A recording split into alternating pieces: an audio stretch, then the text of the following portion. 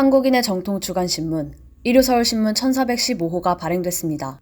일요서울TV 시청자 여러분의 많은 관심과 성원 부탁드립니다. 네, 안녕하십니까. 일요서울TV 이정일의 정문일침 시간입니다. 오늘도 제가 나왔습니다. 저는 오두환 기자고요. 오늘도 이정현 전 대표님을 모시고 2022년 대선에 대해서 이야기를 좀 나눠보려고 합니다. 국민의힘이 정권교체를 할 수 있을지, 누가 대통령이 될지 한번 이야기를 나눠보도록 하겠습니다. 안녕하세요, 대표님. 네, 안녕하십니까. 신 기자님 안녕하세요. 네, 안녕하세요. 또 이렇게 앉으니까 좀 뽐나네요. 네, 네. 어떻게 오늘은 좀 특별한 일 없으세요, 오늘은? 특별한 일이요. 오늘 인터뷰 있습니다. 일요서울하고.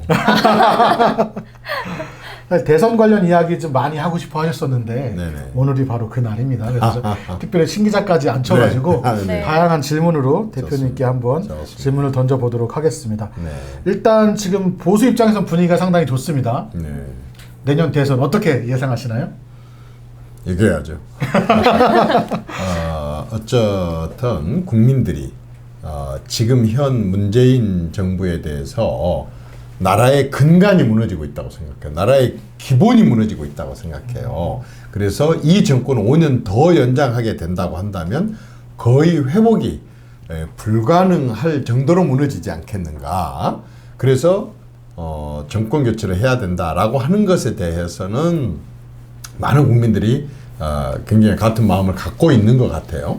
문제는 이제 정권이 교체된다고 한다면 이 정권 말고 다른 정권이 들어서야 되는데 이 다른 정권을 담당할 국민의 힘이 그동안에는 굉장히 무기력했는데 지금 지난 서울시장, 부산시장 보궐선거 이후로 지금 그 정권 교체된 가능성과 함께 굉장하게 지금 이렇게 붐업이 되고 있는 상태이기 때문에 어쨌든 지금의 이런 국민들의 여망 을 조금 더 흐트러짐 없이 잘 담아서 가게 된다고 한다면 이번엔 정권 교체가 될 수 있지 않겠느냐. 그러나 저는 미안한 얘기지만 아직은 40대 60으로 지고 있다.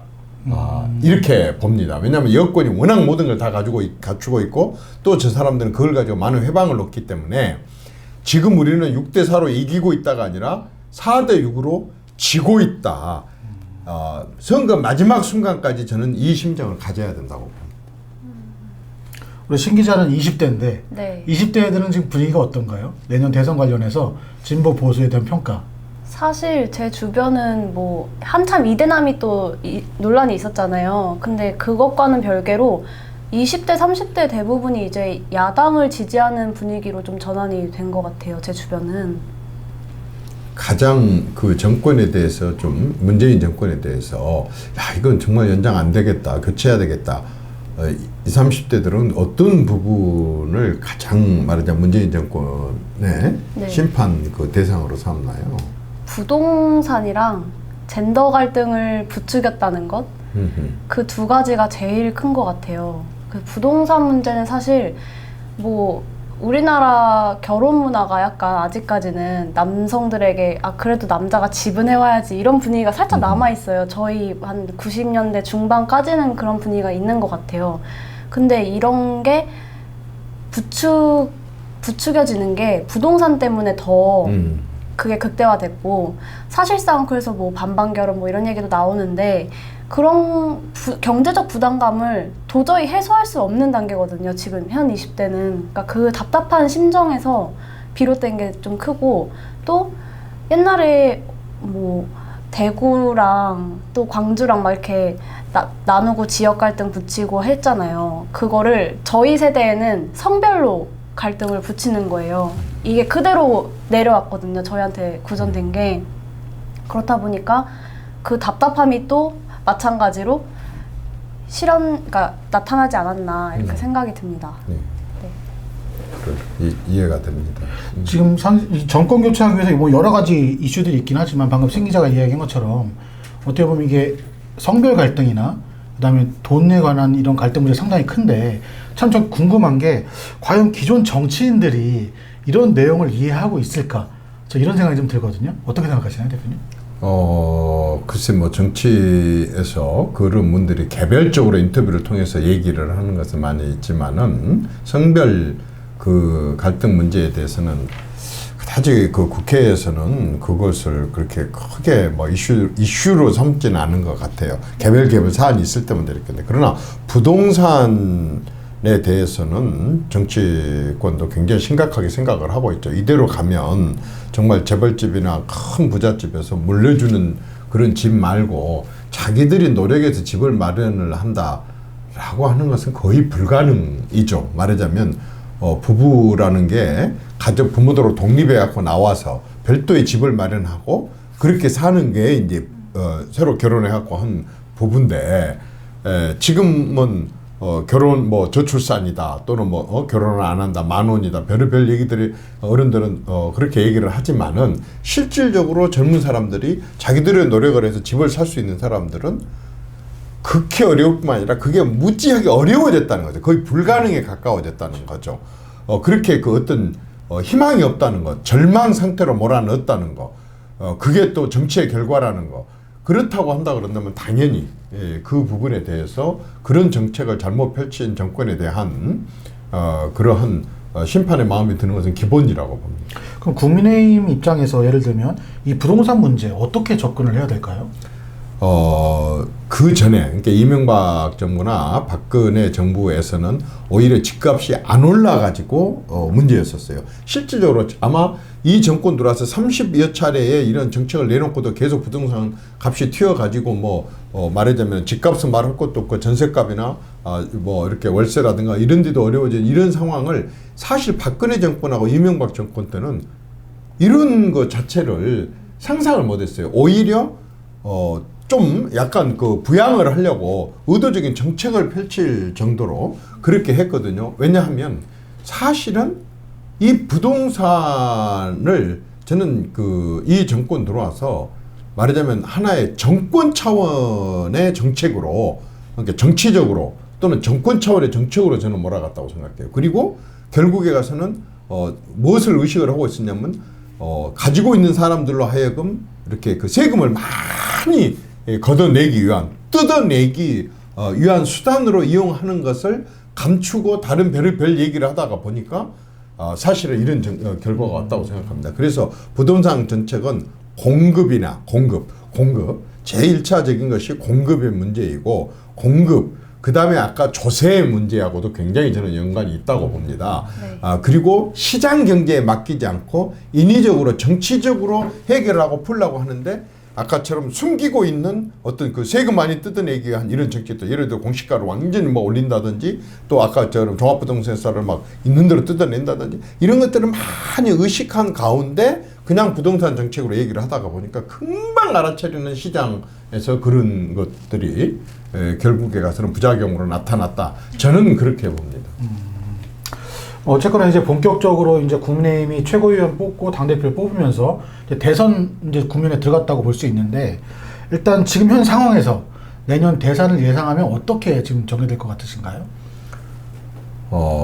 제가 지금 정치를 참 오래 했습니다. 84년부터 했으니까 거의 37년을 하고 있는데 그 사이에 7명의 대통령이 지금까지 있었습니다. 이제 8명째 대통령을 뽑고 있는데 이 지금까지 대통령 선거에서 지금 같은 이런 상황은 없었습니다. 후보가 이렇게 늦게 결정되는 상황도 없었을 뿐만 아니라 아직도 9개월을 남겨놓은 지금도 오리무중 상태에 있다는 이런 사례도 없습니다. 그러니까 지금은 어떤 후보가 제대로 갖춰져 갖고 뭘 하겠다라고 하는 기대는 불가능합니다.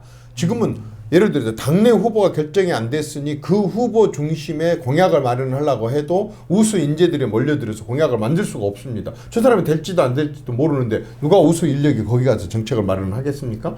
그렇게 돼갖고 나서도 또 이 당대 저 당의 후보가 돼갖고 최종 후보가 대통령 후보가 돼가지고 되는 그 시점은 앞으로도 몇 개월 훨씬 더 많이 남았는데 그 뒤에 가갖고 이제 더 제대로 다듬어진 공약을 어떻게 만들겠습니까? 그러니까 지금 내년 대선은 솔직히 말해서 제가 참 이런 말 하면 뭐 하지만은 오로지 저는 운에 따른다. 운에 따른다. 운에 따른다고 볼 수밖에 없습니다. 지금 뭐 최근에 이런 현상들이 오세훈? 정말 어떻게 오세훈이가 될 수 있었어? 그 상황에서? 이준석? 이준석이 어떻게 될 수가 있었어? 앞으로 여당 대선 후보, 야당 대선 후보에 누가 될지 중간에 또 누가 튀어나올지 아무도 모릅니다. 내년 대선은 진짜 뚜껑을 열기 전까지는 아무도 모를 정도로 명색의 한 나라의 최고 지도자를 뽑는 대통령 선거가 운 외에는 다른 걸로 설명이 될 수 없을 만큼 아주 괴상망측한 지금 상황이 되고 있습니다. 괴상망측한 상황이다. 그럼 뭐 일정이나 견성 방식에 대해서 이제 많이 논의를 해봐야 될 텐데 대표님 같은 경우 생각해 두신 게 있으시잖아요. 내가 생각하는 건 무슨 의미가 있겠습니까? 근데 이제 일반적으로 이제 국민의힘만 가지고 얘기를 해봅시다. 국민의힘은 이제 지도부가 완전히 새로 뽑혔습니다. 그리고 굉장하게 말하자면 국민들의 관심 속에 뽑혔어요. 이 지도부가 지금부터 해야 될 일들은 뭐냐 그러면은 누구를 복당시킬 것인가, 누구를 입당시킬 것인가, 누구를 오려고 하지 않은데 영입을 시킬 것인가, 그 다음에 누구와 합당을 할 것인가 라고 하는 게 먼저 이렇게 정리가 돼야 된다고 생각합니다. 지금 국민의 후보만 가지고 한다 그런다면 원희룡이나 유승민 후보들이 뭐 1% 2%에 지나지 않기 때문에 도저히 당내 후보는 갖고는 되지 않고 밖에 있는 후보 중에서 똑같이 정권 교체가 되기를 바라는, 이 정권을 심판을 해서 더 정권을 연장하지 안 되도록 하겠다고 하는 뜻을 가진 후보들이 전부 다 모여야 되고, 국민의힘은 싫지만은 그 후보를 지지하는 사람들이 또 같이 지지자가 되게 하기 위한 이 작업이 먼저 선행이 돼야 되겠고, 이건 미룰 수가 없습니다. 미뤄서도 안 됩니다. 저는 시간상으로 최소한도 지금 6월 남은 보름 동안 하고 7월달 온전히 하고 8월달 내내 해가지고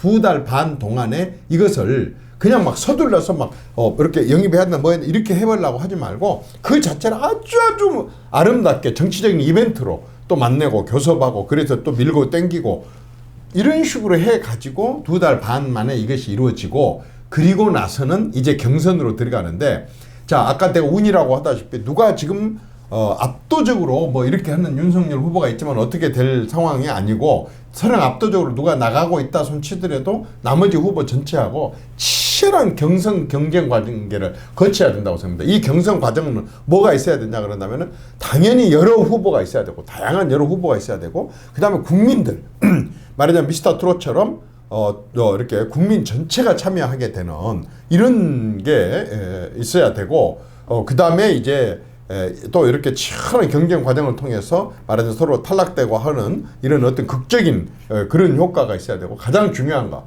절대적으로 공정해야 된다는 거죠. 어떤 당 대표가 또는 당의 의원들이 또 어디에 뭐 줄선거 같은 인상을 보인다든지, 아니면 누구 쪽에 유리하게 여건을 마련하기 위해서 운동장을 자꾸 바꾼다든지 룰을 바꾼다든지, 아니면은 뭐 심판을 매수하게 한다든지 매수 당하게 한다든지, 또는 뭐 상대방 선수를 갖다 다리를 몽댕이로 뿌려가지고 말하자면 뛰지를 못하게 한다든지, 가장 악랄한 말하자면 이 정권이 들어서 가지고 울산 선거를 포함해서 했었던 이런 기울어진 운동장의 선거 경선, 이건 절대 돼서는 안 된다고 생각해요. 가장 공정하고 국민이 함께 참여하고 가장 치열한 그러한 경쟁으로 이끌어 갔을 때 비로소 내년에 정권 교체가 쉽게 이루어질 수 있지 않겠느냐. 그리고 정권이 교체된 이후에도 바로 그러한 인재들이 함께 참여를 해가지고 국정을 이끌어 갈 때 상당히 의미 있게 이끌어 갈 수 있지 않겠느냐, 그런 생각이 듭니다. 사실 젊은이들 같은 경우에는 대선이나 이런 거 사실 생각보다 큰 관심들이 없잖아요. 근데 그런 젊은이들이 이번에 국민의힘 그 당대표 선거에서 많은 관심을 보였기 때문에 그 관심을 꾸준히 이어가는 것도 상당히 중요할 것 같은데, 뭐 그런 거에 대해서 혹시 따로 생각해 둔 게 좀 있으신가요? 이렇게 보면 됩니다. 그동안에 한 4년 반 동안에 4번에 걸쳐 전국 단위 선거에서 국민의힘은 완전히 참패를 했어요. 4번이나. 네. 그것도 한 4년 동안 내내. 그 다음에 5명의 말하자면 비대위원장을 갖다 임명을 해갖고 이렇게 영입을 해갖고 해도 그래도 당이 살아나지를 못했습니다.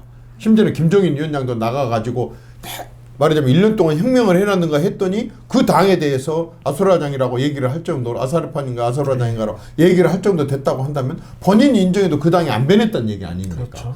지금 이런 국민의 당은 한마디로 말해서 뭐다 했냐면은 고장난 차라고 봅니다. 고장난 차.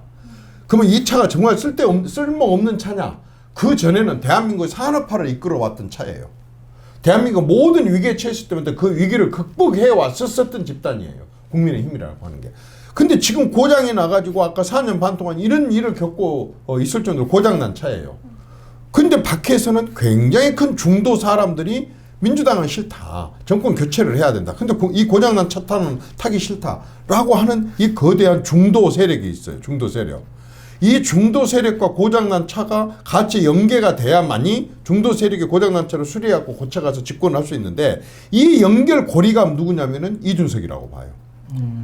그리고 더 한다 그런다면은 오세훈이도 될 수 있고 또 여기가 안철수도 될 수 있고 또 윤석열이도 될 수 있고 그러나 제일 큰 고리는 이준석이에요. 이 고리들이 국민의힘도 아니면서 말하자면 국민의힘과 중도 세력을 연결하는 이준석이나 오세훈이나 안철수나 윤석열이나 그밖에 다른 플러스 알파들이 이 연결고리 이것 때문에 20대 내지 30대들이 전혀 국민의힘 쪽은 바라보지도 않고 솔직히 말해서 일반 정치에도 관심이 없다가 자기들 또래 자기들의 말을 알아듣는 자기들의 언어를 알아듣는 이준석이라고 하는 이 말하자면 정치인이 갑자기 부각이 되고 나타나니까 우리하고 말 통하는 사람이 있네. 이 사람들이 바라는 그런 정치에 대해서 앞으로 얘기도 할 수도 있고 참여도 할 수 있고 관심도 보이면서 투표로도 연결이 될 수 있다고 봅니다. 따라서 지금 말하자면 그 정권 교체를 바라는 사람들, 비민주당 사람들, 이 사람들은 이 연결고리가 지금 아주 안전한지 말하자면 이 연결고리가 시원찮은지 모릅니다. 아직은 검증을 안 해봐서 현재는 아주 튼튼해 보입니다. 외경상으로는 이 연결고리를 잘 보존을 해갖고 고장난 차를 잘 견인을 해서 중도 세력하고 고장난 차 식구들하고 다 한 식구가 될 수 있도록 정말 도와야 됩니다. 절대적으로 이 연결고리를 도와야만이 말하자면 무난하게 정권 교체가 될 수 있습니다. 여기에는 모두가 다 말하자면 다 자기 입장에서 봤을 때는 시원찮아 보일 수도 있고 불만인 쪽일 수도 있고 또 완전히 내 편이라고 할 수도 있습니다.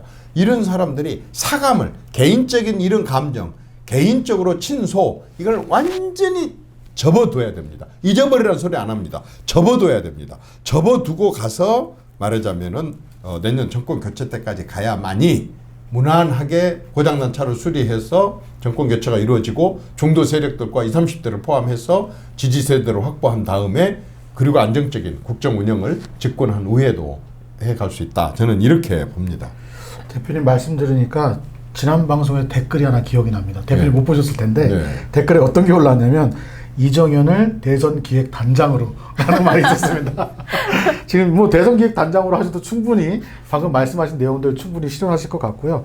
사실 이준석에 대한 이야기를 좀 많이 해주셨어요. 근데 지금 신 기자가 이제 만나본 젊은 청년들 같은 경우에 이준석 당대표에 대해서 어떤 기대를 좀 갖고 있는지 한번 설명해 줄 수 있나요? 일단 이대남으로부터 표가 집중됐었던 게 그게 제일 큰 관심이었어요. 이준석 정치인에 향하는 시선이. 근데 여기서 지금은 국민의힘 전당대회를 거쳤잖아요. 이 과정을 지켜보면서 국민의힘에 이준석이라는 사람이 있고 새로운 개혁의 시작이 됐다. 어른들도 주목을 하고 있다. 여기에 주역이 우리 20, 30대네? 이렇게 된 거예요. 그러니까 우리의 말이 당까지 전달이 되겠다 이런 희망을 좀 갖고 있나요? 네, 희망을 갖고 있고 실제로 지금 뭐 10대들은 벌써 그 당에서 하는 정치 교육 일정 과정, 뭐 커리큘럼 이런 거에 참여하기도 하고 20대 같은 경우도 굉장히 당원 가입하겠다 이런 의견도 나오고 있고요. 그게 아니더라도 이미 온라인 커뮤니티를 통해서 각 커뮤니티마다 좀 성향이 다르잖아요. 그럼에도 불구하고 정치적인 목소리가 거의 비슷하게 나는 부분이 이준석이에요. 이준석이란 정치인으로 묶이고 있습니다. 지금 뭐 대표님 말씀 따라 이준석이란 당대표가 어떻게 보면 그 연결고리 역할을 제대로만 하고 이 분위기를 제대로 이끌어 간다라고 하면 궁극적으로 말하는 정권 교체까지 갈 수 있겠다라는 생각이 들긴 하는데 이제 구체적으로 좀 대선 후보들 저희가 많이 거론되고 있지 않습니까? 한 명 한 명 거론하면서 이들의 좀 특징이나 뭐 장점 같은 거 한 번씩 소개해 주시면 좋을 것 같은데 아무래도 대표님이 정치인 생활을 제일 오래 하셨으니까 제일 아시는 게 많을 것 같고 뭐 개인적으로도 아시는 분이 있지 않을까 이런 생각도 좀 듭니다. 지금 대충 따져보니까 뭐 한 10명 정도 되는 것 같아요. 국민의당 쪽, 보수 쪽만, 뭐 민주당을 제외하더라도. 그래서 한 명 한 명 이야기를 해보면 좋을 것 같은데 대표님 누구부터 이야기를 한번 해볼까요? 오히려 모르는 사람이 없을 것 같은데? 모르는 사람 찾기가 더 힘들 것 같은데요? 그런가요? 네. 지금 뭐 원희룡, 유승민, 원희룡. 오세훈, 하태경, 안철수, 홍준표, 황교안, 윤석열, 최재형, 김동연 이렇게 많은 사람들이 지금 거론이 되고 있는데 그럼 뭐 가장 유명한 사람부터 한번 이야기를 한번 해보시죠. 지지도가 높은 윤석열 전 검찰총장. 네. 어떻게 생각하시나요? 일단은 윤석열은 어떻게 생각하기에 앞서서 지금 이러한 그 이준석 바람 또는 오세훈 바람을 일으키는데 절대적인 아주 공헌자 저는 이렇게 봅니다. 그리고 정권 교체의 가능성을 국민들에게 심어줘 가지고 그동안에 납작 엎드려 있던, 말하자면 토착외구로 몰릴까 아니면 적폐로 몰릴까 주변 사람들이 신상 털릴까 겁먹고 납작 엎드려 있었던 사람들 전체를 갖다 고개를 들게 만들어서 이 정권 심판해야 돼 라고 하는 분위기를 조성하는데 절대적인 역할을 했다고 생각을 합니다. 근데 이제 단지 아쉬운 것은 뭐냐면 절대적으로 차기, 말하자면 다음번 지금부터 이준석이 등장한 지금부터 우리 정치는 이제는 수평입니다. 어떤 누구도 말하자면은 꼰대 수직 꼰대 이것으로는 정치를 해 나갈 수가 없습니다. 어떤 정치인도 이제는 수평적인 사고를 가져야 되는데 검사라는 직업의 특징상 이런 수평적인 사고를 가지고 있을까? 아니 수평적인 사고를 가지려고 하는 노력을 할까라고 하는 그러한 의문은 있습니다. 의문은. 그러나 문재인도 했던 대통령 윤석열이라고 못하겠습니까? 저는 뭐 대통령직을 맡을 갖고는 충분히 할 수 있다고 봅니다. 얼마나 잘하고 시대에 그걸 반영하느냐라고 하는 부분인데 이 부분에 대해서는 솔직히 말해서 퀘스천이죠. 그러니까 정말 퀘스천입니다. 아직까지는 확실히 검증된 바가 없습니다. 그런 부분에 대해서는. 지금 뭐 다른 사람들도 검증이 안 된 건 다 마찬가지긴 하지만 어쨌든 윤석열에 대한 기대감은 굉장히 큰데 실체는 어떨까? 아마 기대한 것보다 훨씬 더 낫네? 이런 말이 나올 수도 있고 그럴 줄 알았어. 이런 얘기도 나올 수 있고 그러기 때문에 이제 본인과 또 그 양반하고 같이 말하자면은 옆에서 도와주고 있는 이런 사람들의 역할이 굉장히 중요하다고 생각을 합니다. 사실 민주당 입장에서 아마 가장 많은 공격 카드를 준비하고 있는 게 윤석열 전 검찰총장이 아닌가 이런 생각이 근데 드는데요. 대선 후보를 포함해서 이번에 박형준이나 오세훈이도 마찬가지지만요. 선거 과정에서의 공격은 공격보다는 얼마나 이것을 잘 견뎌내느냐가 중요합니다. 왜냐하면 어차피 그 죽이려고 하는 그런 그 말하자면은 상대방 죽이기 선거 이건 우리의 뭐 이분이 아닐지라도 어떤 누구한테든지 뭐 이런 식의 화살이 날아올 겁니다. 이 화살을 날아오게 하는 이것을 피하는 방법은 여러 가지가 있습니다. 본인이 아주 예를 들어서 계속 방패를 들고 달라들면은 한없이 쫓기고 한없이 공격이 이어집니다. 그러나 방패를 창으로 갈아타가지고 말하자면 본인이 공격은 인신공격이 아닙니다. 비난 비판이 아닙니다. 국정 운영이라든가 그 밖에 다른 시대를 이끌어가는 그런 여러 가지 활동과 새로운 행태를 통해서 공격적으로 가면 이번에 이준석이처럼 하나하나가 뉴스가 될 수밖에 없는 새로운 것을 시도를 하게 된다고 한다면 말하자면은 그 상대방의 공격 이게 굉장히 약화가 될 수 있다는 거죠. 그게 또 하나 있고 두 번째는 당 입장에서는 관역을 여러 개를 만들어 놔야 됩니다. 당연히 하나가 관역이 있게 된다면 화살 360개가 다 그쪽으로 쏠 리도 있지만 관역이 여러 개이다 보면 분산이 되기 때문에 훨씬 이겨내기가 쉽습니다. 이거는 전략과 전술이죠. 역시 오랜 경륜에서 하실 수 있는 말씀인 것 같은데요. 뭐 당내 후보긴 하지만 윤석열 전 검찰총장 외에 이제 최재형 감사원장하고 김동연 전 경제부총리도 상당히 많이 좀 관심을 받고 있습니다. 최재형 감사원장의 경우에는 참 대단한 것 같아요. 개인적으로 그 참 지금까지 몇 가지 에피소드 이를테면은 저기 입양아들을 조용히 그렇게 키워오는 2명씩이나 그것도 이렇게 한 거나 또 아주 그 학교 다닐 때부터 좀 약간 형편이 어려운 친구를 업고서 이렇게 다니는 그런 인간성이라든가 이런 것도 그렇지만은 이 정권에서 추천받아갖고 임명이 된 감사원장이 이 정권의 말하자면 그 원전 폐쇄 이 부분에 대해서 이제 말하자면 문제점을 찾아내 가지고 검찰 고발에 이르기까지 갔어요. 그런데 감사원이라고 하는 것은 감사원장이 이렇게 결정해갖고 마음대로 하는 게 아닙니다.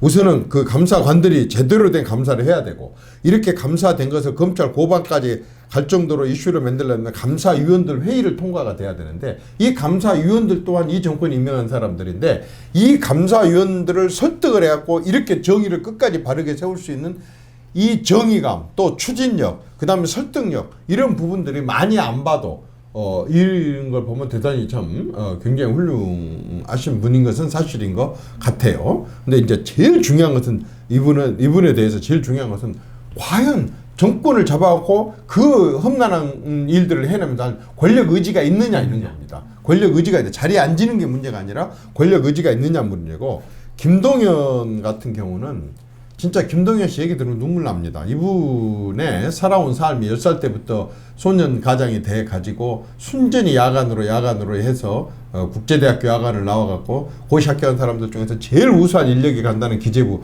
그것도 제일 말하자면 또 우수한 인력들이 간다는 예산실에 그 모든 과정을 다 거치고 장관급까지 부총리까지 거치고 이렇게 해 오면서 저렇게 바르게 살았을 수 있을까?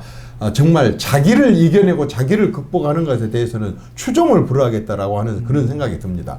그렇지만 이 사람 역시 행정부처에서 정권마다 지시받아갖고 하는 그런 일만 해왔지 주도적으로 뭔가를 돌파해보지를 않았었고 선거를 한 번도 안 치러봤고 단 한 번도 국회의원을 해본 적이 없는 이분 입장에서는 다른 사람들도 마찬가지지만 정말 국회와 이렇게 타협을 하고 대화를 하고 협의를 해나고 이렇게 할 수 있겠는가.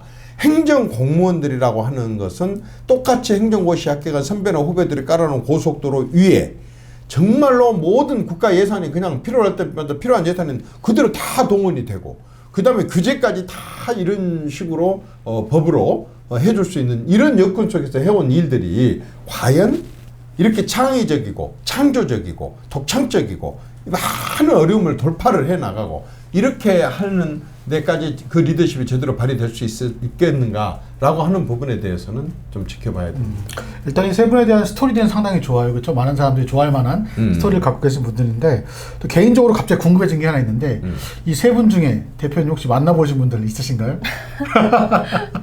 세 분 중에? 왠지 있을 것 같아서 여쭤보는 겁니다. 당연히 있죠. 누군지 혹시 말해줄 수 있으세요? 알겠습니다. 여기까지 여쭤보고 다음에 신 기자가 이 세 분 제외하고 나머지 후보들 중에 어떤 분 한번 궁금한 거 있으면 여쭤보시죠. 저는 요새 하태경 의원이 좀 눈에 밟히는데요. 눈에 밟혀요? 왜냐면 어제도 썰전 라이브를 보는데 굉장히 저희 부모님이 눈여겨보더라고요. 생각보다 저 사람 괜찮다 이렇게 생각하시는 것 같고, 그러니까 대권 후보까지는 모르겠지만 그래도 그 차기 후보 정도로는 생각을 하고 계신 것 같아서 갑자기 떠오르게 된 그런 게 좀 있지 않을까. 그래서 대표님 생각도 궁금합니다. 하태경 의원은 사실 학교 다닐 때 진짜 헌신적이고 희생적으로 민주화 운동에 참여를 했었던 사람입니다. 그리고 민주화 운동을 이루는데 그냥 원오브 댐으로 이렇게 한 걸 훨씬 넘어서 아주 어떤 그 젊은 나이에 젊음의 열정과 젊음의 정의감으로 자기 자신을 불살랐던 사람이고 아주 리더격으로, 그리고 나서는 이게 아니다 싶으니까 졸업한 이후에는 말하자면은 그 과거에 자기들이 주장했던 내용까지 포함된 그러한 그 어떤 자유민주주의에 반하는 그런 부분들에 대해서 온몸으로 다시 또 말하자면 자신이 젊은 나이에 조금 미흡하게 알았던 그 부분들에 대해서 싸우는 그런 정의감과 실행력이 있는 사람이고, 국회의원이 된 뒤에는 진짜 몸을 사리지 않고 또 여권의 실정들에 대해서 막 이렇게 저항하고 싸우고, 그러면서도 또 보수 우파들의 잘못된 그런 점들에 대해서는 조금도 타협의 여지 없이 이렇게 쭉 해왔고, 이제 사실은 상당하게 앞으로 떠오를 수 있는 그런 좋은 인재 중에 저는 한 사람이고, 또 아는 것도 워낙 많고 신념과 소신도 강하고 그다음에 워낙 열정적이고 그런 분이어서 대통령이 아니다를 떠나서 상당히 정치 지도자로 저는 클 수 있는 분이라고 봅니다. 사실 하태경 의원 같은 경우는 요즘 청년들하고 상당히 많은 호흡을 하기 위해서 노력을 하고 있다고 제가 알고 있고요. 그리고 사실 하태경 또 의원이 대선 출마 이야기를 본인이 하기 전에 이준석 대표가 먼저 얘기를 해버렸어요. 맞아요. 그래서 물론 언론에 공개가 됐고 그래서 아마 발표를 한 것 같은데, 젊은 청년들이 많이 좋아하는 의원이다 보니까 아마 대선에서도 어떤 행보를 할지 많은 관심을 갖고 있는 것 같고, 그리고 또 원희룡, 유승민 후보에 대해서도 얘기하지 않을 수가 없을 것 같습니다. 원희룡 지사 같은 경우는 참 제주 출신으로서 아주 우수한 그런 예비고사라든가 사법고시라든가 이런 것에 아주 전국의 랭킹 안에 드는 그런 아주 우수한 인재였었고 30대 때 국회의원이 되고 나서 소장파로서 사실 당 내에서 이게 어떤 상대 당하고 싸우는 것보다는 당 내에서 당의 소금 역할 바르게 가게 하기 위한 그런 소장파로서의 역할을 저는 아주 그 이상 할 수 없을 만큼 소신을 갖고 이렇게 잘했다고 봅니다. 그래서 아주 그나마도 지금 이렇게 어려워지기 그 전에 어려웠던 당들이 다시 자리의 중심을 잡고 하는데 굉장히 중요한 역할을 하고 이제 도지사 경험까지 쌓고 이렇게 했다고 봅니다. 근데 이제 이분도 너무 소장파의 노예가 돼 있는 거예요. 소장파라고 하는 것은 30대 정도 소장파하고 이제 40대부터는 이제 중상파라든지 대장파라든지 이렇게 좀 커져야 되는데 한 번 소장파가 그냥 5선까지 몇 선을 해도 소장파고 50을 넘게 먹어도 그냥 소장파로 남아 있으려고 하는 소장파의 노예가 됐다고 하는 것이 자기 싸움에서 조금 소홀하지 않았느냐. 그러나 아주 분명하게 자기 소신과 신념은 굉장히 강하고 경험도 많이 쌓은 분이고 아직도 나이는 창창하고 이 분도 좀 멀리 바라볼 수 있다고 생각합니다. 그리고 이제 유승민 전 의원의 경우에는 솔직히 말해서 저는 높게 평가하지 않습니다. 사람에게 제일 중요한 것은 정치도 중요하고 뭣도 다 중요하지만 인간의 도리가 제일 중요합니다.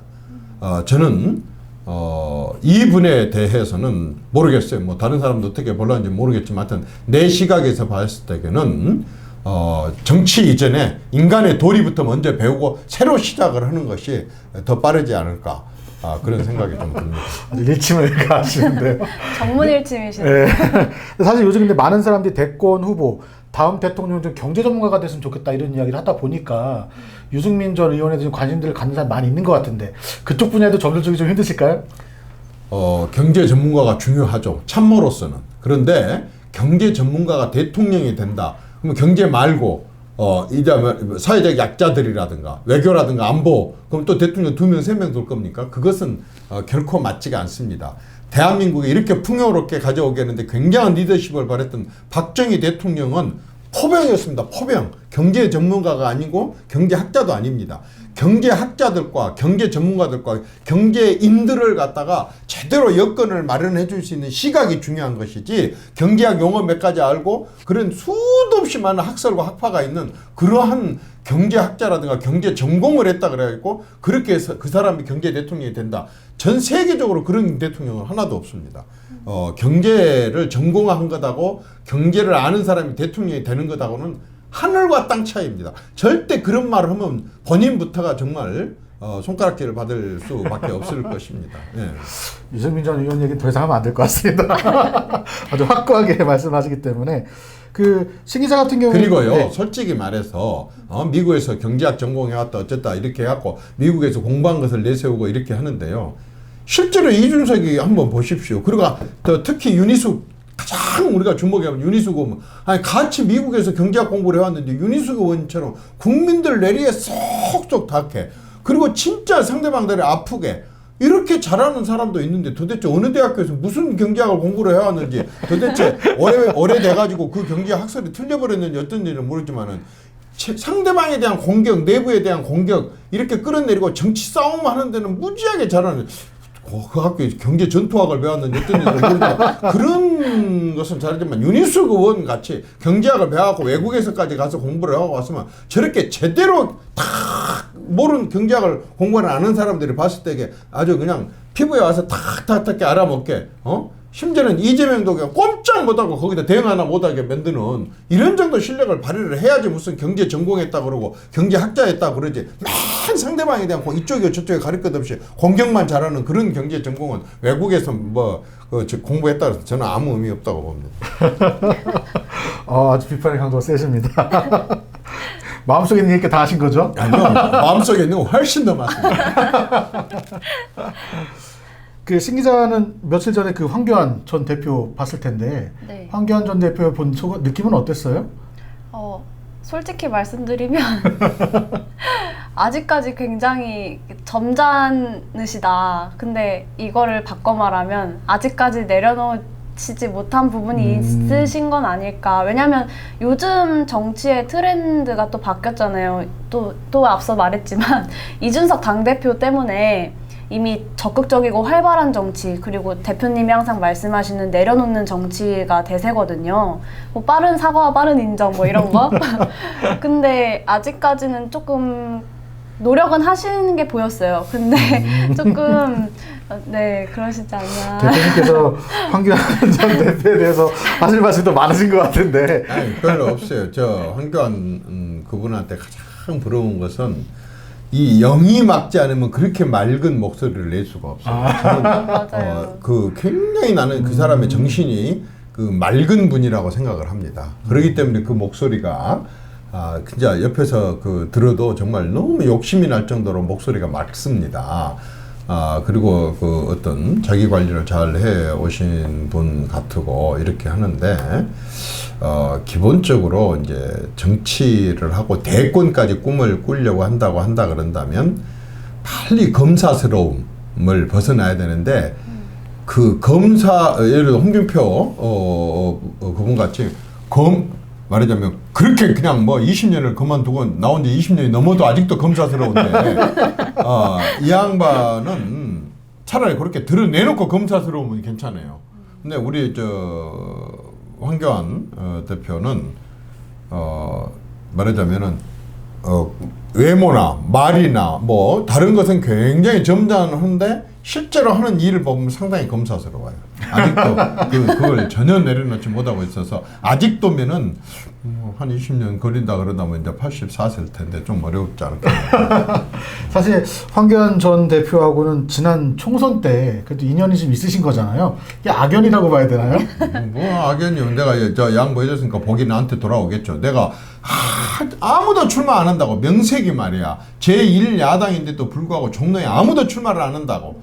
그래서 제가 이제 또 차고 와서 종로에 와서 출마 선언하고 집도 다 옮겨놓고 주소지 다 옮겨놓고 활동하고 있는데 갑자기 그때서 나온다고 딱 해요. 그냥 나는 단 한마디 상의도 안 했어요. 왜냐하면 거래를 했다는 얘기를 듣고 싶지 않아서 단 한마디 상의도 하지도 않고 이틀간 내가 문 딱 닫고 들어가서 있다가 월요일날 아침에 9시에 우리 측근들한테도 상의 한마디 없이 내가 가서 딱 기자회견을 해서 자 전직 대표하고 현직 대표가 같이 나오게 되면 둘 다 떨어진 건 뭐 불을 보듯 뻔하다. 그럼 한 사람은 들어가야 되는데 현직이 들어가면 조직이 와야 될까 싶으니까 전직인 내가 들어가겠다. 그렇게 큰 결심을 하고 나면서 올라왔는데 제가 깨끗이 양보했습니다. 미련 없으세요? 아니 뭐 선거라고 하는 건 될 수도 있고 안 될 수도 있고 뭐 그 좀 그러긴 하지만은 뭐 아쉬운 거 있죠. 그래도 내가 나갔으면 더 낫지 않았나 생각 들었을 것 같은데요. 아니 뭐 그것은 뭐 유권자의 뜻이니까 제가 할 소리는 아닙니다. 제가 할 소리는 아닙니다. 그럼 좀 전에 이제 홍준표 전 대표 이야기도 하셨는데 홍준표 대표가 만약 대선 후보로 나간다면 어떨까요? 나간다면 아니라 자기가 어떻게 나갈 수가 있습니까? 후보가 돼야지 나가죠. 그러니까 경선에 나간다면 예. 라고 하는 것입니다. 경선에 나가면은 뭐 열심히 뛰겠죠. 그 양반은 일단 검사 우선은 아주 내가 지금까지 계속 사무처 시절부터 지금까지 계속 지켜보고 있는데 일단은 살아온 지금까지 살면 자기가 어렸을 때 정말 그 임시직 너무 그 말하자면 자재 창고 지키는 임시직 아버지를 두고 그 아버지가 도둑으로 몰려가지고 망신당하고 하는 그런 것까지도 다 그 상처를 갖고 큰 소년이기 때문에 사실은 변함이 없더라고요. 그 어떤 그 말하자면은 정의감에 대한 또 가난한 사람들에 대한 그 어떤 동정의 마음이나 이런 건 아주 지금도 하나도 안 변했더라고요. 그 다음에 이제 검사 생활하는 동안에 검사로서 진짜 이 정권 운이 좋은 겁니다. 만약에 이 정권에 홍준표 검사가 있었다 그런다면 아주 몇 사람 아주 진짜 큰 일 당했을 겁니다. 얼마나 고집이 센지 조폭도 두려워하지도 않고 최고 권력 실세도 두려워하지도 않고 위에서 말하고 시켜도 말도 듣지도 않고 그럴 정도로 아주 제대로 된 검사 역할을 했었었고 그래서 이제 김영삼 정권 때 그냥 와주십시오 해갖고 영입을 해다가 지금 젊은 피처럼 그렇게 들어왔고 그때에게 이 사람이 초선, 재선, 3선 때까지 내가 당해서 그때는 이제 교묘하게도 들어온 뒤에 얼마 안 있다 야당이 됐고 야당이 된 뒤에 이분의 여당하고 싸우는 그 말하자면 야당으로서의 역할을 봤는데 99점을 주고 싶을 정도로 엄청나게 하여튼 헌신 온 몸을 던져서 그렇게 그 헌신하고 몸을 사리지 않고 한 걸 봤고 아주 현명하고 똑똑하게 잘 싸운 걸 봤습니다. 근데 이 그 국민의힘의 다는 아니지만 그 사람들은요 절대 당을 위해서 애쓰고 고생한 사람들은 생각 안 해줍니다. 그러니까 그렇게 싸움이 필요할 때 자기들은 다 뒤로 물러서 있으면서 앞장서서 싸우고 당을 위해서 헌신하고 이런 사람들은 저 사람 때문에 당이 있다고 이렇게 합니다. 잠잠해지는 순간 저 사람은 너무 꼴통이어서 안 돼. 너무 이렇게 과격해서 안 돼갖고 다 버려버립니다. 이 정권 사람들은 정반대죠. 이 정권 사람들은 그렇게 싸운 사람들에 대해서 전부 뒷바라지를 해주고 또 막 민변에서 몇십씩 달라들어서 해주고 이렇게 다 하는데 이 보수는요. 당을 위해서나 국가를 위해서나 자기들의 신념을 위해서 죽으라고 싸우잖아요. 그 싸웠다는 것 때문에 버려버립니다. 홍준표가 딱 그 케이스입니다. 저 사람이 저는 뭐 저분이 지금 뭐 후보가 될지 안 될지 또 나올지 안 나올지는 잘 모르겠어요. 잘 모르겠지만 지금까지 정치인으로서는 그때그때 당이 필요할 때 또는 검사로서의 또 필요를 할 때 참 지금까지는 참 잘 해오신 분인데 저분이 뭐 말하자면 이 당의 속성상 뭐 후보가 될 수 있을지 안 될지는 그건 그 양반 운인데 어쨌든 그런 점은 홍준표라고 하는 사람을 당에서 그렇게까지 뭐 찍고 안 찍고는 둘째 문제고 사람을 그렇게 괄시하고 버리고 나쁜 놈 취급해버리고 이런 식으로 하는 것은 아닙니다. 지그들은 다 그때 뒷자리에 앉아 있었고 따따붙다 하다가 조금만 뭐 한다 그러면 쏙 들어가고 어디 있는지도 모르게 싹 들어가 버리고 없다가 그런 식으로 자기 헌신 희생을 할지 모르는 사람들이 꼭 말하자면 평온을 되찾게 된다고 한다면 아까 열심히 싸웠던 사람들을 내칩니다. 진짜 비정한데요? 정치판이? 아니 정치판이 아니고 특히 이 당이 그래요. 대표님 복당하셔야 되는데. 솔직히 이정현 한 번만 더 여러분들 한번 돌이켜 봐 주십시오. 내 발로 이 당 들어왔습니다. 84년도에 아무도 출마 안 한다 그러는데요. 아니 명색이 제1당이 어떤 식으로 호남에 후보를 안 낸다는 말이 말이 되느냐. 그래서 제가 사무처 때 내가 사표 내고 출마한다니까 야 감 떨어질까 뭐하러 사표 내냐 그냥 네 용기가 가상하다 그냥 나가서 떨어지고 와라. 그래서 그래도 나가 혼자 나가서 죽느냐 사느냐로 떨어지고 또 그 다음에 나가서 또 떨어지고 그 다음에 나가서 또 떨어지고 또 떨어지고 이렇게 해도 그리고 또 누가 나가라 해서 나간 것도 아니고 결코 그걸 달성시켜 청와대 수석직까지도 내가 1년 차면 가장 청와대 수석이 힘이 좋고 할 일이 많을 때입니다만은 제가 내려놓고 또 광주 호남에 내려 순천 곡성에 내려가고 저렇게 2번 하고 당선되고 올라오고 당대표까지 했지만요. 지금요 저요 아까 홍준표 버려버린 거 버린 것도 아닙니다. 저는 완전히 휴지 조각처럼 꾸겨갖고 던져버리고 쳐다보지도 않아요. 그래놓고 호남에 가서 또 호남표 얻겠다고 가서 막 이런저런 쇼들 그렇게 하면 안 되죠. 호남 사람으로서도 진짜 자유민주주의, 보수, 우파 또는 자본주의 시장경제에 대한 분명한 신념을 갖고 온몸을 던진 사람들 엄청 많습니다. 장관 지낸 사람, 차관 지낸 사람들, 또 대학교 학자들, 최진석 교수 같은 사람들 또는 저기 누구지? 김대중 정권 때 장성민이 같은 사람들 이런 사람들요. 어느 지역에 누구가 내놔도 진짜 이 신념과 소신에 있어서는 비교도 되지 않을 사람들 많습니다. 이런 사람들은요 경쟁될까 싶어서 완전히 그냥 싸그리 다 무시해버리고 그래놓고 가서 막 사진 찍고 막 울고 불고 무릎 꿇고 그렇게 쇼해갖고 안 됩니다. 진심을 갖고 했을 때 사람들 마음을 움직이는 것이지 사진 몇 장으로 그렇게 될 것 같습니까? 돌아서 놓고는 또 다른 말하고 그런 사람들한테 안 됩니다. 일관되게 호남에 대해서 이렇게 깊이 사랑하는 마음을 갖고 있고 일관되게 그렇게 일해온 사람이 어디 있습니까? 그런 사람 하나도 챙길지 모르면서 뭔 너무 호남 챙긴다고 그래 사기치고 거짓말하고 그러면 안 되죠. 야, 지난 방송하고 오늘 방송 제가 이준석 대표한테 이화를 보내야겠습니다. 꼭 보라고. 좋은 얘기를 많이 해주신 것 같아가지고 그냥 버리긴 아깝고 꼭 봐야지 될 것 같습니다. 제가 봤을 때는. 대표님 아직도 하실 말이 더 있으신 것 같은데. 그리고 신 기자가 봤을 때는 오세훈 지금 현 시장하고 네. 안철수 대표 이 둘은 어떤 것 같아요? 우리 젊은이들이 어떻게 생각하나요? 요즘 이 사람들에 대해서? 그렇게 아직 이슈의 판에 있는 것 같지는 않아요. 안철수 대표 같은 경우는 그래도 좀 거론이 많이 됐었는데 오세훈 시장을 대선 후보로 아직 20, 30대는 그렇게 생각하지 않는 분들이 많은 것 같습니다. 대표님, 근데 만약에 오세훈 시장이 대선에 나간다고 하면 어떡합니까? 참 오세훈 시장의 머리가 복잡할 겁니다. 차라리 이번에 그냥 중간에서 포기를 하고 대선을 나갈까? 그런 고민 아마 했을 겁니다. 그리고 이번에 안 되겠지? 그러더라도 대선에 나갈까? 차착이라도 벌이게? 혹은 이 사람 머릿속에는 아마 대선이 더 크게 있었을 겁니다. 왜냐? 시장을 2번이나 지냈는데 3번 오면 어떡하고 4번 오면 뭐합니까? 그냥 이 양반 머릿속에는 대선이 있었을 거예요. 그래갖고 안 되기로 바랬는데 또 돼버렸어요. 본인이 사실은 지금 안철수나 나경원 둘 중에 한 사람이 되기를 바랬는데 뜬금없이 자기가 돼버린 거예요. 그냥 지금 이 양반은 틀림없이 속으로 이분뿐만 아니라 그분 측근들이 무지하게 고민할 겁니다. 왜냐? 자, 내년에 3월 9일 날이 대통령 선거인데 1월 2일 날까지 말해 12월 2일까지 이제 공직에서 사퇴를 해야 돼요. 그렇죠. 12월 2일까지. 12월 2일까지 사퇴를 하려면은 지금 나가 당선된 지가 아까 지금 우리가 언제 됐나요? 4월 달에 됐나요? 이제 한 2달 정도? 한 2달 됐죠. 그러면은 이제 이거 사퇴를 중간에 한다면 국민들은 뭐라 하겠어요? 야, 대통령께 누가 오시지만 누굴 거냐? 당신 혼자 다 해먹으려고 그래? 뭐 하는 거야? 지금 이게 선거 한 번씩 하려면 돈이 얼마나 드는데 서울시 공백을 이렇게 할 거야?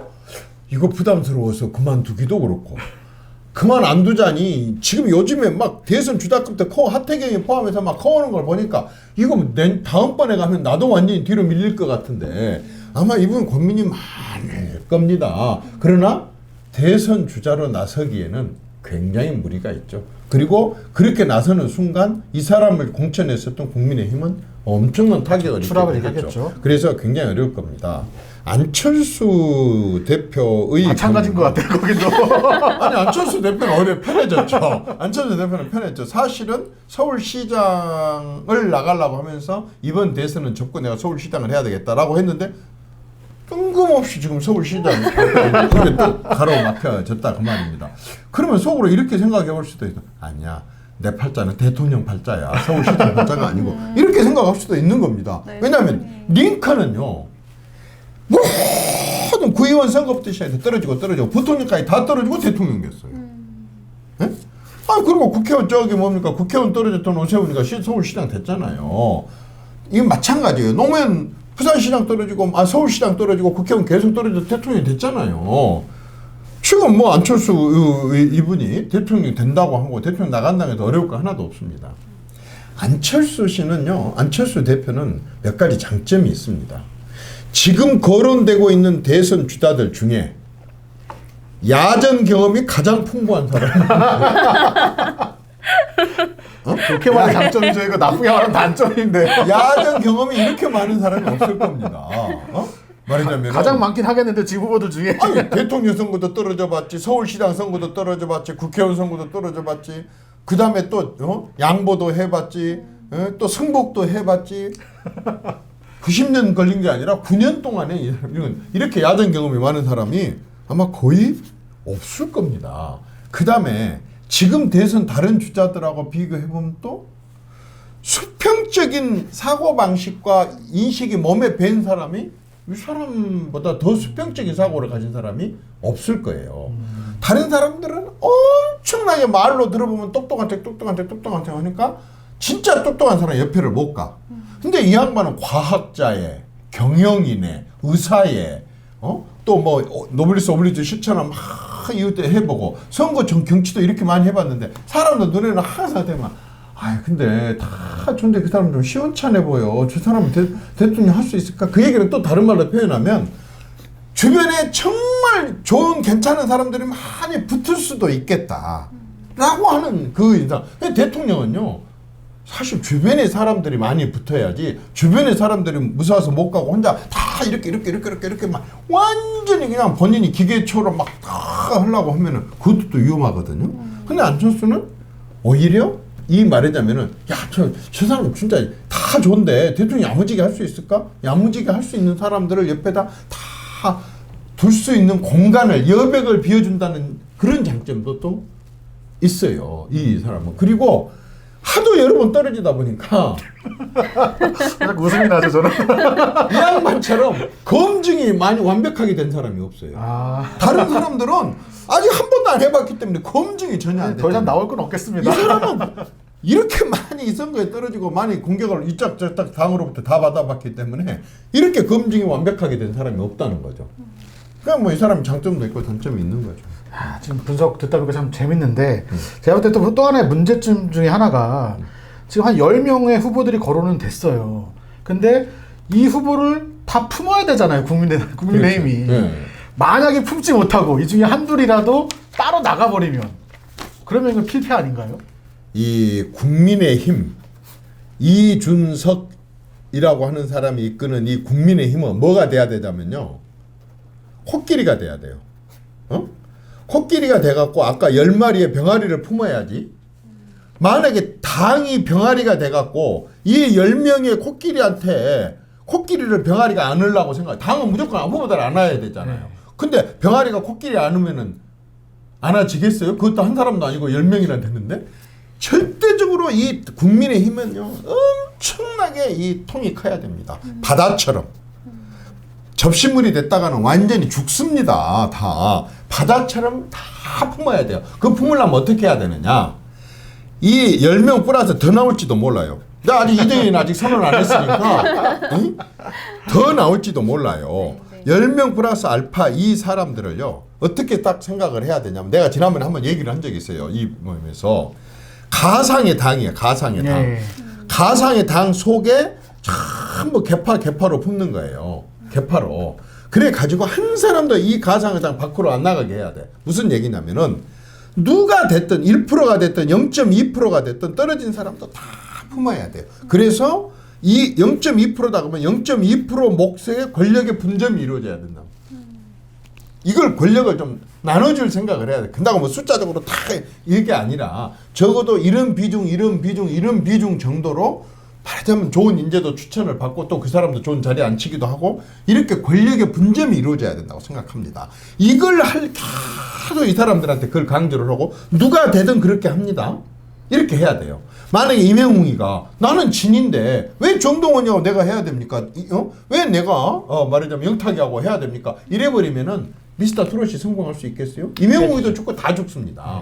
근데 이명웅이가 진이지만 한 번도 진 티를 안 내고 진이라 그래갖고 특별한 대접을 한 것도 아니고 영탁이라 또 장민호라든가 또는 뭐 이찬원이라든가 정동원이라든가 뭐 해군 졸업생 그 누구야 제대한 사람 그런 사람들까지 다 품어가지고 이렇게 하니까 지금 미스터 트롯이 완전히 말하자면 크게 성공하면서 본인들이 다 사는 거예요.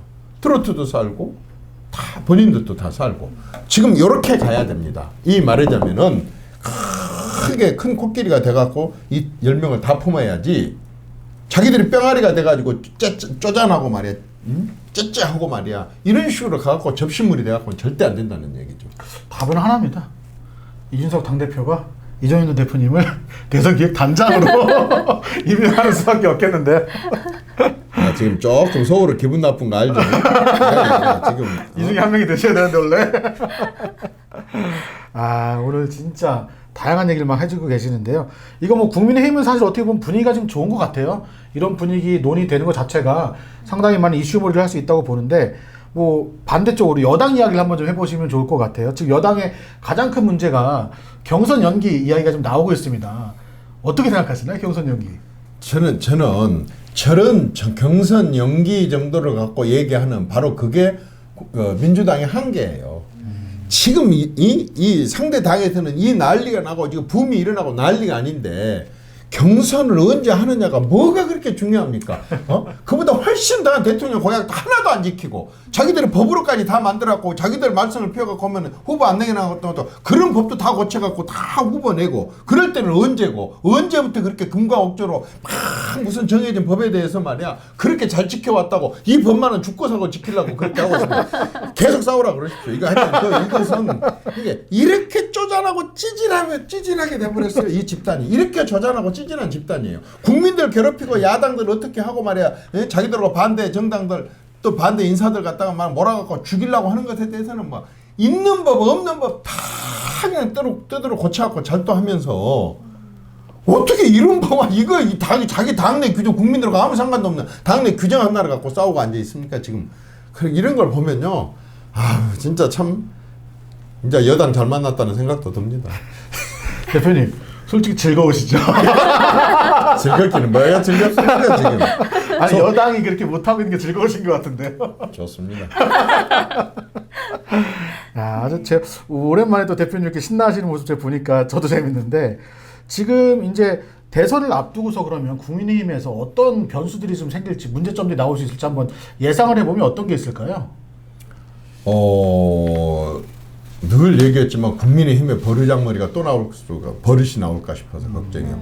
국민의힘의 버릇은요 절대로 하여튼 다른 사람들 일단은 국민의힘의 가장 나쁜 건 뭐냐면은 승복할 줄을 몰라요. 저놓고도 승복 한척 하면서도 승복 안 해요. 이게 그냥 국민의힘의 오랜 전통이에요. 이게 그 실력자들 능력 있는 사람들의 공통적인 특징이에요. 내가 시험 받고 2등을 했다. 절대 2등을 용납을 못 하는 거예요. 2등이면 얼마나 잘한 겁니까? 그리고 그 다음에 1등을 또 바라볼 수 있지 않습니까? 이걸 용납을 안 해요. 승복을 안 해요. 자기는 남한테 승복할 줄 모르면서 남은 자기가 뭐 됐을 때 꼭 승복하라고 이렇게 얘기를 해요. 그러니까 싸움밖에 더 일어납니까? 그게? 이게 가장 나쁜 버릇인데 만약의 경우에 나는 이게 지금 또 벌어질까 싶어요.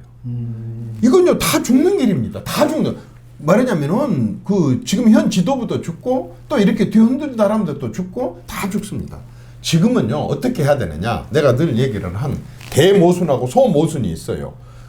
같이 붙었어요. 그러면 대모순을 이기기 위해서 일단 소모순 다 접어야 돼요. 다 접고 일단 대모순하고 싸워놓고 보는 거예요.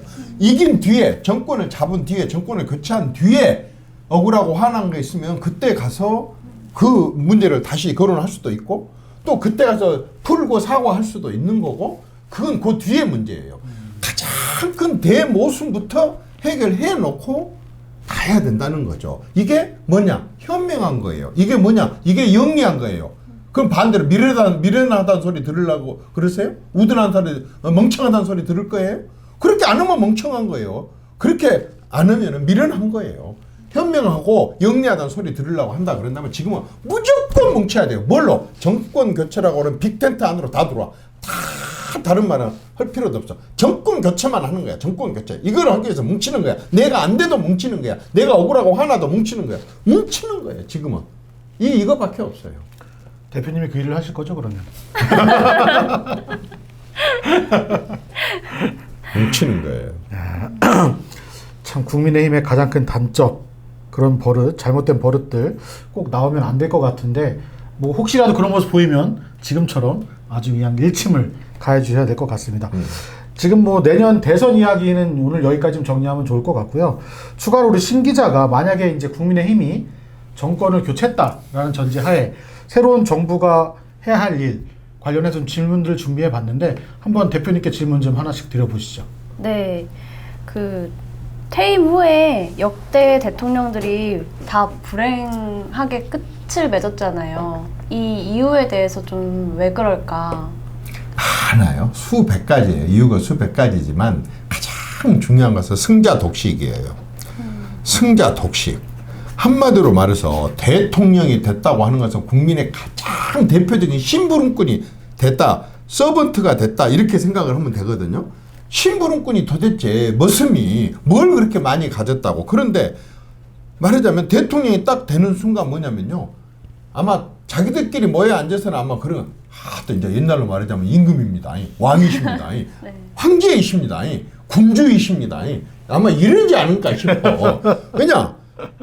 아니 당대표만 돼도 그냥 사람들이 막 자기가 모든 걸 당해 모든 걸 다 거머쥔 줄 착각을 하는데 대통령이 되고 나서 오죽하겠어요? 그래갖고 이 대통령이 되게 되면은 뭐냐면은 승자 독식을 하게 돼요. 다 거머쥐어. 말하자면 검찰도 자기 칼이야. 검찰을 포함한 중립기관들은 전부 대통령 간섭해서는 안 되는 중립이어야 되는데 대통령의 상대방 죽이는 칼로 쓸 수가 있다고 말이에요. 칼이 된다는 우리나라는 거죠. 상당히 심했죠 여태까지. 그 다음에 국가 예산도 완전히 자기 호주머니 돈이야. 용돈, 이놈 이쁘니까 5만 원 주고 싶어. 이놈은 미우니까 1,000원만 주고 싶어. 이놈 안 줘버리고 싶어. 이런 식으로 자의적으로 국가 예산을 운영을 하면 절대 안 되잖아요. 그런데 누가 많이 봐보면은 이 예산을 말이야. 마치 자기 돈 주는 것처럼 다 해놓고 이번에 무슨 대통령은 000 대통령, 홍길동 대통령은 뭐 여기에 이렇게 투자하기로 했다. 저렇게 투자. 완전히 자기 돈 쓴 것처럼 이렇게 생색을 내고 또 뭐 했다 그래. 전부 자기가 다 한 것처럼 이런 식으로 얘기를 해요. 그렇게 해가지고 승자가 인사권을 다 거머쥐어 가지고 진짜 개판 인사를 하는 거예요. 아니 세상에 왜 저기 뭡니까 교육부 총리가 학부형이니까 교육부 총리 이게 말이 되는 얘기가 되겠습니까? 자기가 아는 약국 주인이라고 식약처장이 되면 되겠습니까? 이런 식으로 승자 독식으로 간 것이 결국에서 어떻게 되느냐? 그렇게 해갖고 혜택 받은 사람은 한 사람인데 그렇게 해가지고 그 잘못된 정책으로 손해본 사람은 수십만 명, 수백만 명, 온 국민이 될 수가 있다 그 말입니다. 이게 쌓이고 쌓이는데 이게 바로 이제 그게 되는 거예요. 그 말하자면 권력 비리에 많이 원상이 되는데 대통령이 쫓아다니는 대로 다 못 막아요. 이렇게 대통령의 권력을 많이 갖고 있으니까 이 대통령을 판 권력자들이 많이 생길 수 있고 되는 거예요. 대통령이 완전히 분산의식, 권력 분산이 돼 있는 본래 우리 헌법 규정대로 다 이걸 내려놔버리면 승자 독식이 안 되면은 아까처럼 권력 비리나 이런 부분들이 굉장히 국가 기관 시스템에 의해서 견제되고 시스템에 의해서 감시되고 시스템에 의해서 저기에 차단되고 이렇게 할 수가 있는데 안 되는 거예요. 그러니까 결국에는 불행해지는 거예요. 봐보면 대통령 가까운 사람들이 다요. 대통령 아들들, 대통령 형님들, 대통령 동생들, 대통령 조카들, 대통령의 핵심 측근들, 대통령이 알고 지낸 사람들이 결국에 가서는 다 대통령을 불행하게 만들잖아요. 대표님 하나 더 궁금한 게 있는데요. 네. 아무래도 정치 보복, 뭐 승자독식 이거 하니까 이전에 이명박 전 대통령이나 박근혜 전 대통령도 어떻게 보면 정치 보복형에 가깝잖아요. 이런 행태가 지금 문재인 정부 와서 예단이 이어졌는데 이런 정치 보복을 없애려면 정치권이 어떻게 변화가 돼야 될까요? 정치 보복이라고 하는 것은 제대로 사실은 아까 국가기관이 작동이 안 되기 때문에 일어나는 거예요. 대통령이 검찰을 절대로 마음대로 해서는 안 돼요. 본인도 말하자면 뭐라고 얘기했습니까? 윤석열 데려다가 살아있는 권력부터 수사해라. 자기가 지시했지 않습니까? 그게 진심이고 그게 정답이에요. 그러면 정치보복이 아닌 거예요.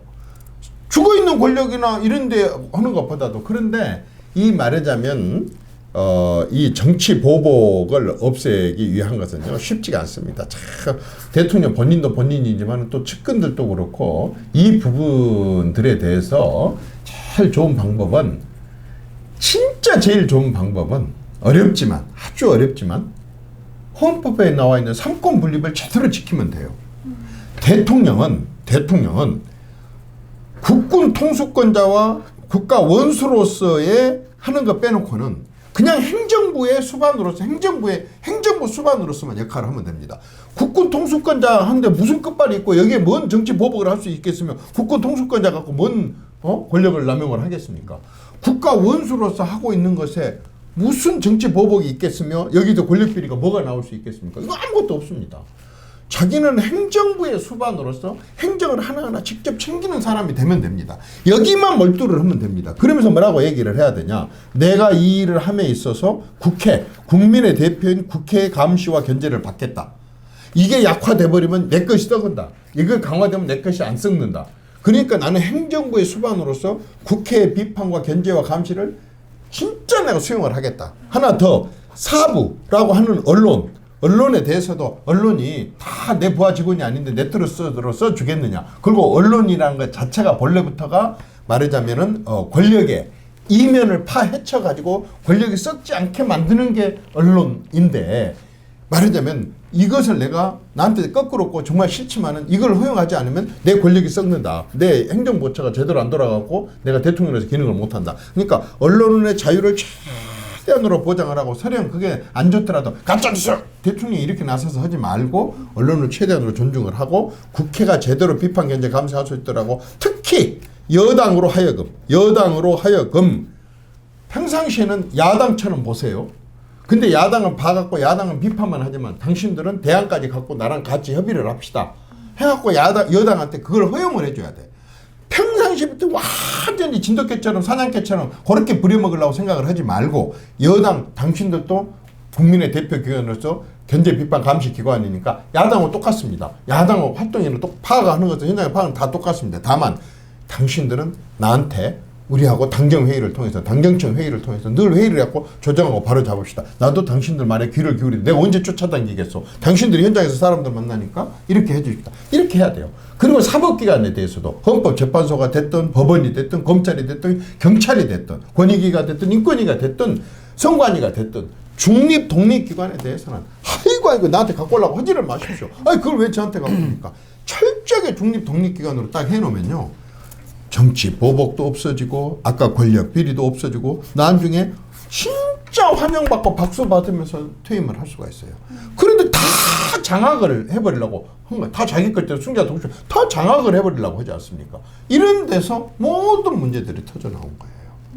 그러니까 이거 어렵지도 않아요. 3권 분립이라고 하는 헌법에 보장되어 있는 권력 분립을 그대로 지키면 되는 거예요. 안 지키니까 문제죠. 역대 모든 대통령들이 다. 특히 문재인 대통령께서. 그 어렵지 않은 걸 도대체 왜 못할까요? 이게 권력을 잡으면 욕심이 생기는 걸까요? 근데 이게 이제 관행이에요. 그래서 새로운 정치를 하자는 거고 새롭게 그 정치를 한번 새로 시작을 해보자는 거예요. 왜냐? 솔직히 말해서 한 2000년 동안 거의 군주제 우리나라 왕조 그 체제를 해왔잖아요. 이게 수직이지 수평입니까? 그렇죠. 이게 완전히 독점이잖아요. 네. 그런데 완전히 이제 저기 식민지까지 됐으니 그때는 군주제보다 더 심란하게 한쪽에서 잡아갖고 이렇게 하잖아요. 그리고 나서 그 뒤에 이런 일을 극복하고 나라를 어떻게 해보려다 보니까 계속 권위주의 정권들이 계속 들어서는 거예요. 그래서 민주화 운동했던 데는 안 그럴 줄 알았더니 한술 더 떠버려요. 이 사람들은. 오히려 아주 청출어람이 아니지 이 사람들은. 이런 식으로 돼버리다 보니까 했는데 이제 이 정치를 끝을 내자 그 말이죠. 이제 여기까지 군주제, 식민지, 군사정권, 민주화정권, 운동권 정권 이것들을 이제 다 끝장을 내고 완전히 새로운 정치를 새로 시작을 한번 하자. 그 말. 새로운 정치를 누가 문을 열지 지금 이미 시작됐어요. 예. 이준석이를 포함한 새로운 정치 세력이 등장을 했고 이 사람들이 다 하는 게 아니에요. 이 사람들과 기존에 있는 어른들이 함께 같이 해야 되는. 그 전에 이 사람들을 뺀 이거였는데 이 사람들은 경험, 경륜, 커넥션이 적기 때문에 말하자면 부정부패라든가 아까처럼 너무 부탁을 받아주거나 어쩔 수 없거나 이런 부분들은 훨씬 약해요.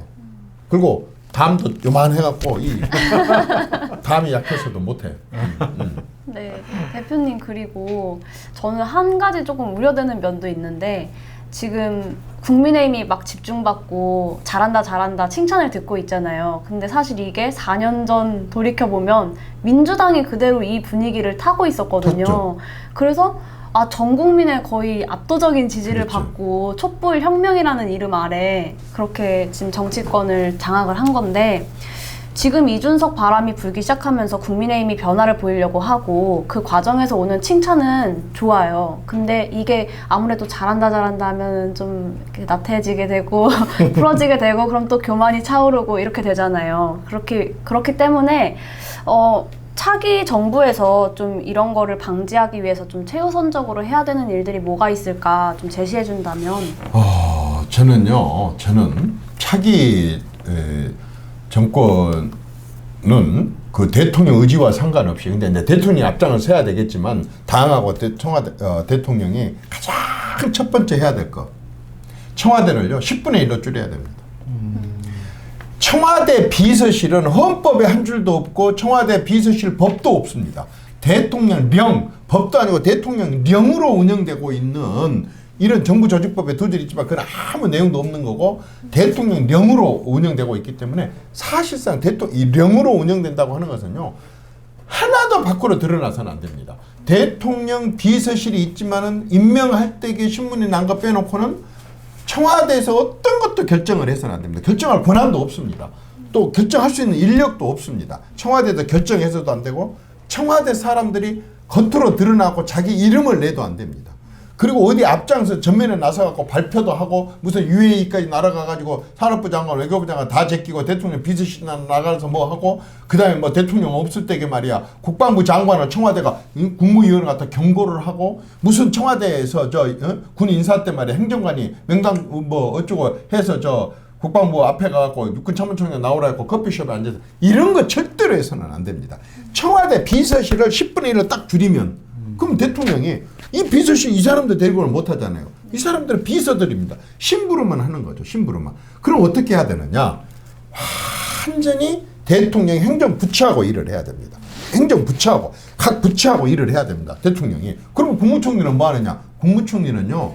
솔직히 말해서 우리나라만 있는 제도인데 이건 사실상 미국의 대통령 제도를 하자면 부통령이거든요. 미국의 부통령은 형식적으로 상원의회 의장을 맡고 있지만 실질적으로 뭐냐? 대통령이 유고됐을 때 대통령이 자리에 있는 사람이에요. 대통령이 유고됐을 때. 그렇게 큰 나라가 대통령이 없을 때 우왕좌왕 해갖고 막 갑자기 이렇게 하는 것보다는 그 남은 임기를 이 부통령이 채우는 거예요.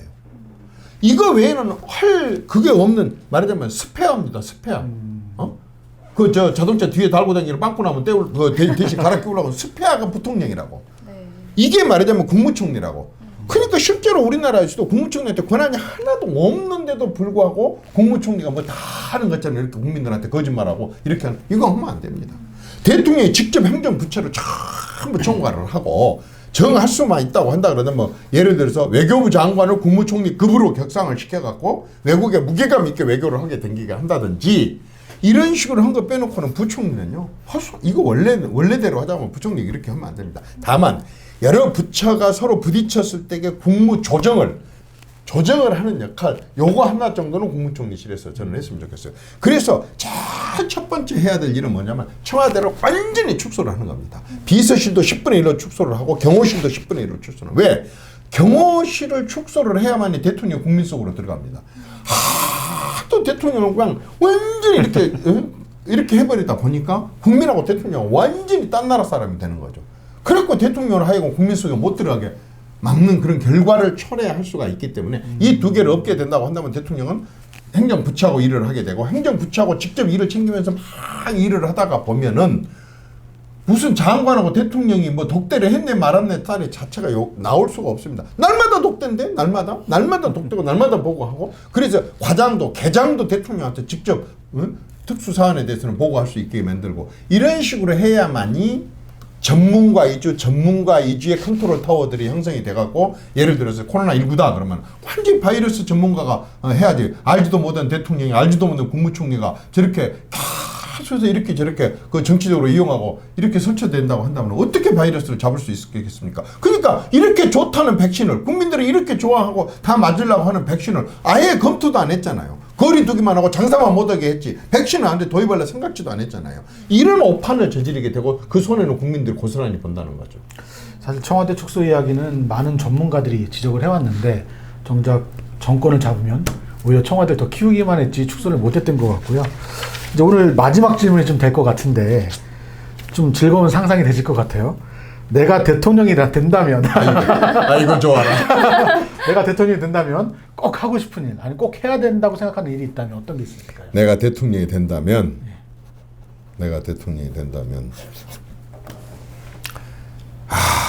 진짜 내가 대통령이 된다면 이거 정말 가슴 설레는 그건데 내가 대통령이 된다면 나는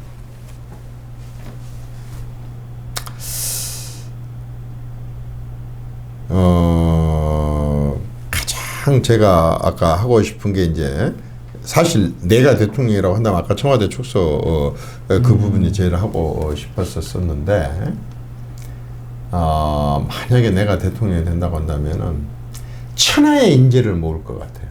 집현전.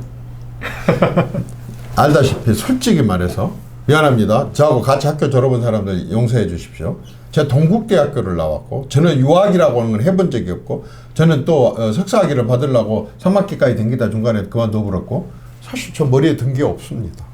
그리고 제가 수도 없이 많은 노력을 했었지만은 일반 사람들, 일반 각 분야들 잘 모릅니다. 이게 가장 큰 제 장점입니다. 만약에 내가 최고 지도자가 된다면 그게 내 최고의 장점입니다. 진짜 내가 무식하다는 거, 내가 다른 분야에 대해서 너무 깜깜하다는 거, 이게 최고의 장점이 되는 거예요. 그런데 일은 해야 되잖아요. 근데 내가 위선하고 가시고 하면서 아는 체 할 수는 없잖아요. 그렇다고 한다 그런다면은 천하의 인재들을 각 분야마다 천하의 인재들을 모아가지고 그 사람들한테 전적으로 맡기겠어요. 이 천하의 인재를 모으는데 세종대왕을 가장 제가 본따르고 싶어요. 첫째, 세종대왕은요. 자, 사람들이 지금 불편한데 시간을 어떻게 측정을 하지? 야, 물시계 한번 만들어봐. 해시계 한번 만들어봐. 그런데 맨날 공자월 맹자월을 했던 사서삼경 읽었던 사람들이 그거 만들 수 있어요? 못 만들죠. 그러니까 장영실이라고 하는 완전히 저 일반 천민 출신 중에 손재주가 너무 좋고 그런 걸 잘 만드는 장영실이를 바탕에다가 지금으로 말하자면 3급이니까 부의사관급 정도 때 어마어마한 자리까지 주면서 대통령 임금이 직접 만나면서 가서 점검을 하고 이런 식으로 한다 그 말입니다. 과학기술 분야는 얘가 최고니까 최고로 골라서 맡기는 거예요. 그 다음에 행정을 좀 잘하게 보는데 똑똑한 찾다 보니까 하나 있기는 있는데 도저히 규정이 안 됩니다. 왜? 그 서울 출신입니다. 작은각시 아들입니다. 그래서 그게 뭐가 어땠는데 황희 그 사람 데리고 와. 황희정승 데리다가 황희 이렇게 하는 게 세종대왕입니다. 한마디로 말해서 탕평은 기본이고 어느 당에 있었대, 어느 정권에 있었었대, 또는 어디 지역 출신이래, 또 뭐 어느 학교를 나왔대, 고등학교 몇 개 졸업 안 했대, 뭐 어쨌든 따질 거 없습니다. 탕평. 그런 거 전혀 따지지 않은 것도 이것도인데 더 플러스 얘기다 대고 뭐냐면은요. 완전히 연좌제를 폐지를 하는 겁니다. 연좌제라는 건 뭐냐면 지가 할아버지가 옛날에 뭐 6.25 때 내려왔고 뭐 어떻게 했대. 지가 할아버지가 옛날에 뭐 세종대왕 때 같으면 영모에 엮여가지고 귀양 가서 거기서 죽었대. 어쨌대. 그런 놈을 어떻게 뽑아. 그런 건 절대 따지. 와, 그건 지가 할아버지 얘기고, 지가 아버지 얘기고, 지가 친구 얘기고, 지가 외갓집 얘기고. 과거에 뭐 어떻게 연루돼갖고 이거 다 필요 없어. 능력 있으면 무조건 바탕하는 거야. 다. 연좌제하고 탕평을 나름대로 적용을 해가지고 누구나가 다 능력 있는 사람들을 다 말하자면 발탁을 해서 이 사람들로 하여금 국정 전반을 일을 하게 하고 싶어. 제가 오늘 대표님께 숙제를 하나 드리겠습니다. 천하의 인재들을 모을 수 있는 그 기관의 이름을 한번 만들어 보시죠. 아마 하루하루가 행복하실 것 같은데요. 진짜 행복할 것 같아요. 네, 한번 그럴듯한 이름 한번 만들어 주시면 제가 볼 때 좋을 것 같아요. 실제로 저런 게 꼭 필요하잖아요, 또. 대단히 미안한데 이렇게 해가지고 하나만 더 얘기를 하자면 저는 사람들 개개인의 개성, 그 다음에 특성, 또 어떤 그 창의성 이런 것들을 최대한 하는 자유를 최대한으로 신장하고 싶어. 예를 들어서 대학교다 그러면 아니 도대체 대학교에 박사가 한 개 대학교에 박사가 몇백 명씩입니까? 그런데 도대체 교육부에 직원들이 박사가 몇 명이나 있겠고 얼마나 똑똑한 박사들이 있다고 이 교육부에 몇 명의 직원들이 이 많은 대학교의 박사라 총장들을 갖다 다 통계를 하면 되겠습니까? 대학의 자율성을요 최대한으로 부여를 해줘야 됩니다. 연구의 자율성을 최대한으로 보장을 해야 됩니다. 기업의 자율성을 최대한으로 보장을 해야 됩니다. 어린 애들이 커오고 있는 학생들의 어떤 놈은 줄넘기를 잘하고 어떤 놈은 달리기를 잘하고 어떤 놈은 봉사활동을 잘하고 어떤 놈은 뭘 잘하고 뭘 잘하고를 최대한으로 밀어줘야 됩니다. 공부 잘하는 애기를 갖고 달리기나 아까처럼 줄넘기 이 아이큐 검사를 하면 아마 이놈은 거의 한 80에도 90 나올 거예요. 일반에서 150 나온 놈이 줄넘기 갖고 이거 하면은 근데 이놈이 줄넘기를 하면 거의 150, 160 천재가 나오는데 영어, 수학을 물어본다 그런다면 얼마 안 나올 거예요. 그런데 이쪽에 잘한 놈을 갖다 이 8, 90 여기다 갖다가 억지로 쳐 박아두면 되겠어요? 이놈은 이놈 하게 만들고 이놈은 이놈 하게 만들고 이 자율 말하자면 이 개성 이 그 개인이 타고나 있는 적성 이걸 최대한으로 살리는 거 한번 해봤으면 원이 없겠습니다. 제가 꼭 숙제 검사하겠습니다. 지금 대표님이 사실 다른 데 이동을 하셔야 되는데 계속 말이 끊이지 않으셔가지고 저희가 계속 방송을 진행하고 있는데요. 뭐 저희 1시간 한 20분 정도 오늘 진행됐던 것 같아요. 대표님과 내년 대선과 그 이후 정부에 대해서 좀 이야기를 나눠봤습니다. 뭐 다른 이야기 더 궁금한 게 많으실 텐데 댓글 남겨주시면 저희가 다음에 또 대표님 모시고 따로 시간 잡아보도록 하겠습니다. 오늘 좀 즐거우셨습니까? 예, 저희는 방송 오늘 여기서 마치도록 하겠습니다. 감사합니다. 감사합니다. 고맙습니다.